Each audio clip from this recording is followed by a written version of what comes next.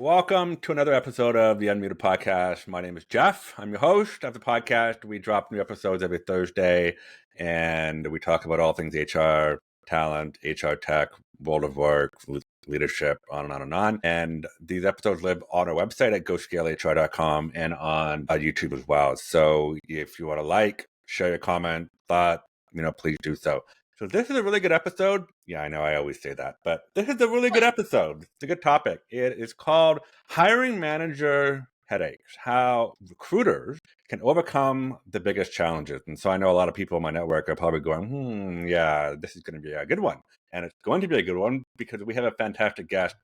So Hilary Wagner is going to join us in just a minute, but I just want to frame the topic first. So we're talking about hiring manager headaches. So the first point that I want to make is recruiters and hiring managers should be partners. So that's obvious, right? But misalignment, expectation being unrealistic, poor communication often get in the way.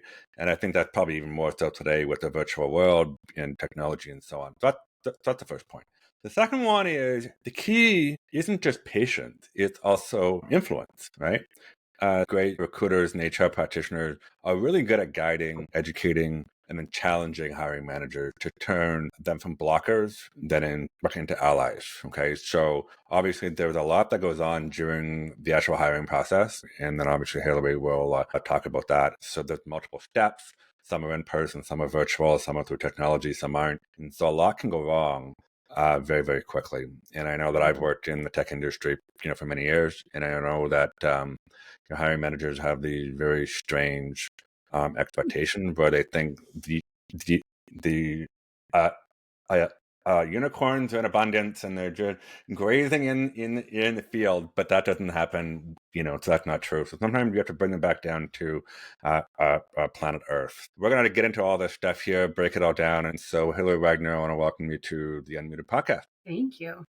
So I'm Hilary. I'm a fractional head of talent for Flexa. They are a global leader in digital payments. So basically, they're integrating their platform into retail e-commerce sites. So you can pay with crypto anywhere, which is pretty amazing, right? And it really makes crypto more sustainable and accessible to use on anything, which is fantastic. And I'm also head of talent for Rare Compute. They are a decentralized biotech platform, and they are on a mission to cure rare diseases through the use of blockchain tokens and AI. So pretty amazing what we're doing there, and happy to be here, Jeff. Hopefully. Let's dive into our topic here. So the first question that I want to ask you is, what are the most common reasons recruiters struggle with difficult hiring managers? And then how can they make one mindset shift or tactic that can immediately improve the situation? I think there are several reasons, but I think it can be personality, right? Just because I think, and this isn't saying there's like all hiring managers who are difficult or bad people, is not what it means. But like a lot of recruiters, I think, are really good people. Like they get happy when they give job offers and they find a great candidate and all this stuff. But they're also very conflict avoidant. And I hate conflict. I will step into it because I have to when I need to, right? But I think a lot of good, talented recruiters and people in talent acquisition or in HR are conflict avoidant. And so that makes you kind of want to shift back from that rather than speak up. And I also think that there's that simple lack of confidence, right? That to me was learned with age and experience. And, and pretty early on in my career, I was working for a Microsoft consulting firm and hiring engineers and project managers and client partners and whatnot. And I would get very like anxious when I would have to interview someone who was at a really high level. I'm just this individual contributor recruiter. And I thought, oh my gosh, this person's like, client partner, they're super high level. They're going to think I'm a moron. And, I think recruiters have a knack for thinking they're not as smart as they are. And so I interviewed this one candidate, this high level role, came into the office. This guy was so nervous, just talking to little old me, right? I felt so bad for him. And he was so talented, great background. And I realized at that moment, they're just people, right? Candidates are just people. Managers are just people. CEOs are just people, right? And I think when you can make that shift, we all go to the bathroom and do all those things, right? Everyone is just another human. And just because someone is in a higher level role than you doesn't mean you shouldn't have a voice and you should just kind of roll over and take it, right? I think that's the big thing. Obviously, you have to do that in a way that's, tactful and makes sense. And I always want recruiters, I always tell people, you have to be a trusted advisor to the business. And in order to be a trusted advisor, you actually have to advise, right? You can't just push candidates and hope. Literally have to be able to advise hiring managers in a constructive way that they're, wow, you really know your stuff. You know what you're doing. And I think if you can make that mind shift, that even the most difficult hiring manager, let's say you're working with, the CTO or CEO or one of the O's, right? And they're just giving you just that mental heartburn, you still need to realize they're just people. And if they're 10, 15 years older than you, they're still just a person, right? And it doesn't make your opinion less valuable. So I think that's the biggest thing is don't be conflict avoidant, grit your teeth, do it. You have to. And then the more you do that, the more you can lose that anxiety to do so. And then also get that confidence, right? And that can be a learned thing, but just understand you got to get there. You have to, or you're just going to find yourself so stressed out your whole career. It's going to suck. There, there's some very good points there, good advice. And I think one thing that resonated with me was when you said that they're just people. So what I found is that you are supposed to be in that room. You are supposed to be at that table. So you were hired to do that job. There's a fine line, between confidence and arrogance. So obviously, don't be arrogant, just be confident. But the idea that you are supposed to be there. And so you need to keep saying that to, it gives that mindset shift and self-talk. And I used to do that because my very first job ever was 21 years old. I was working in government and all my clients were in their 50s and 60s, right? These are people that have been working for 30 or 40 years and they knew exactly what they were talking about. But I brought a very different point of view. And I realized that really quickly that they actually appreciated that. Even though I didn't have the breadth of experience, I had a different thought process that they really valued. And when I realized, you know what? Yeah, I might be, 30, 40 years to, a junior, but I'm supposed to be there, right?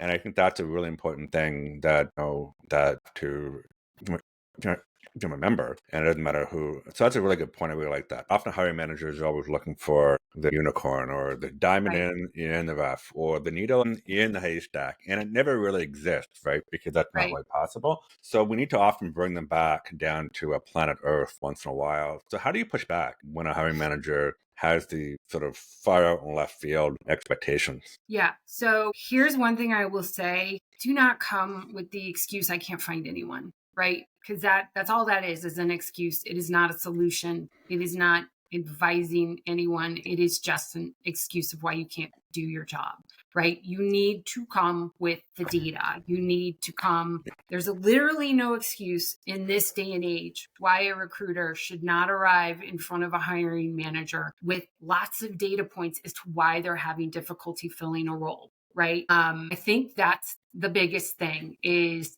we're going to get hiring managers that you have to poke to get feedback, or, you maybe they're looking at your you don't appreciate their personality so much. But I think the worst thing to lose credibility as a recruiter is to not be able to find people and not give a good reason why, right? That's when a hiring manager throws their hands up and is like, why am I working with this person? They're useless. And you're not useless. You're just not doing that part of your job well. So my whole thing in that is it's time to start using all those data points. And with AI, with just the internet in general, there is no reason why you shouldn't have tons of data points. So let's say, for example, you're trying to find an engineer, right? But it's not just any engineer. Let's say you're looking for Haskell, which is a functional programming language. It's been around for a while, I think since the 90s, but it's not used tons. There aren't tons of people that have this, but it's a really great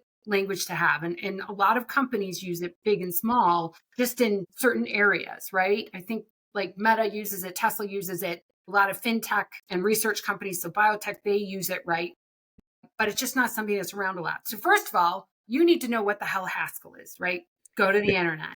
You figure that out. That's easy. That's the easy part, right? But then when you start doing your searches, and this Haskell engineer also has to have Rust and Scala and C and C++ and whatever else they need, right? You start building that layer, and that's information is easy to get just off of LinkedIn, right? But also, let's say they have to be in a very specific area, right? Let's say this is, I don't know, a large defense company in California, and they need to hire 3 engineers with this field, but they have to sit at their office in, I don't know, Oakland, right? Oakland, right? And so you can pull all this information. You can pull salary data with AI. I will say this whenever I talk about AI, because I was a very early adopter of AI in talent acquisition and a million other things. Is check your sources. There's a thing called AI hallucination, and I don't know if you've ever heard of it, but it is a real thing. There was a lawyer here in not Illinois, but in the United States, I should say, who went in front of a federal judge with all this incorrect trial information because he asked questions into AI and it pulled up phony cases that it made up in its AI machine learning head. So you really need to make sure you check everything, check the sources, and nowadays, depending on what system you use, you'll get all the sources. So you can easily go check get the sources. Yeah.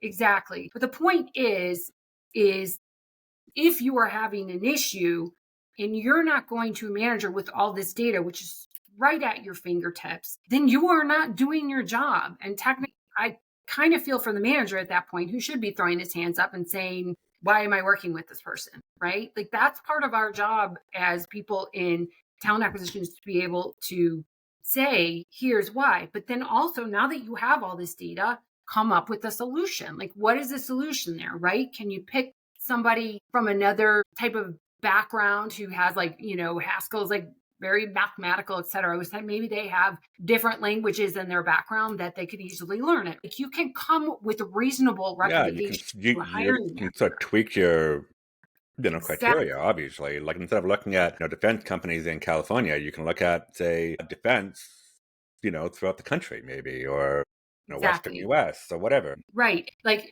picture the difference. You go to, Manager Bill and you say, Manager Bill, hey, I can't find anyone. I've been looking and looking. I just can't. Like nobody exists. Right. But then Manager Bill is probably not going to be happy with you. You go to Manager Bill and say, okay, so here's the issues we're having. And you make it not you, we're having. Yeah, exactly. Explain all the data, right? Print it out, whatever you need to do, email it to him, or get on a meeting and say, the numbers don't lie, right? I love that expression because it's true. Data doesn't lie, numbers don't lie. And explain to him. And so, okay, Mr. Bill, how can we work together to fix it? My recommendation would be X, Y, Z. And then Bill will probably scratch his head a little bit. Maybe he'll hem and haw a little, but he's going to be like, okay, maybe I'm starting to get it now, right? You have to give them a reason. Like we're all going to work, I think eventually, I work with hiring managers for whatever reason. They're just going to be jerks. And that's not a you thing. That's a them thing. They're just not pleasant people. But I think in a lot of cases, they've been burned before by, let's say it's, a corporate recruiter or a staffing firm or whatever that just kind of threw stuff at them and nothing stuck. And so they get that impression that everybody's like that. And that is so far from the truth, right? So if they already have that impression, prove them wrong, right? Be the one that they're like, oh my gosh, Sarah is amazing. Well, I think too, just to that point is that I found that people will actually believe you if they can see something. So visualize it. So say I said Manager Bill and Hilary Wagner. Bill and Hilary. Yeah. Oh my God. Don't do that. All right. So Manager Bill, we can't find anybody. Right. So that's not really, Bill can't really understand that, but if you show him the data point that you use basically for your search, and you can see how the data moves, right? See that funnel. And then you go, as you can see, we have 0 here, right? Or well, let's tweak one of our criteria. Let's make it from, just California to the country. Now we have whatever, say 5,000 people, right? Now we can actually work with that. And I think just by showing him, then people will actually believe it. But if you don't show him anything, it's hard for them to actually visualize it. So I find that actually works. Yeah, and I quite mean, if well. Manager Bill says everybody needs to be on site, though, like this is a defense company, they need to be here. This is top secret stuff, right? Then that's when you start talking, okay, well, then we need to talk about relocation and relocating somebody, maybe their whole family here, right? Like you have to give them the options, even if the answer is no, the options are there and they are in complete understanding of the hurdles that you're facing trying to hire the role. Absolutely.